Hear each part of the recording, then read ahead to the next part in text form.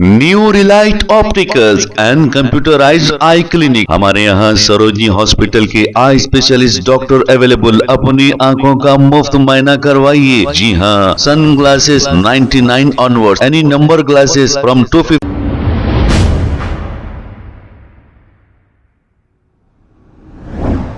अस्सलाम वालेकुम नाजरीन, 7H न्यूज सच को रखे आपके आगे। ये जो मंजर देख रहे हैं आप, ये स्टूडेंट्स है। इन लोगों पर पुलिस लाठीचार्ज कर रही है। आप सोचेंगे ये पुलिस आखिर है कहाँ की? ये बिहार की पुलिस है। हमारे मोदी जी और नीतीश कुमार साहब की जो गठबंधन की सरकार है, वहां पर नौजवानों को पीटा जा रहा है। नौजवानों का कसूर ये है कि वो एहतजाज कर रहे थे कि दोबारा इनका एग्जाम लिया जाए, और ये पीसफुल तरीके से एहतजाज कर रहे थे। इनका जमहूरी हक है एहतजाज करना, लेकिन पुलिस कहाँ सुनती है। ये मोदी जी और योगी जी की पुलिस है। आइए देखते हैं ये रिपोर्ट।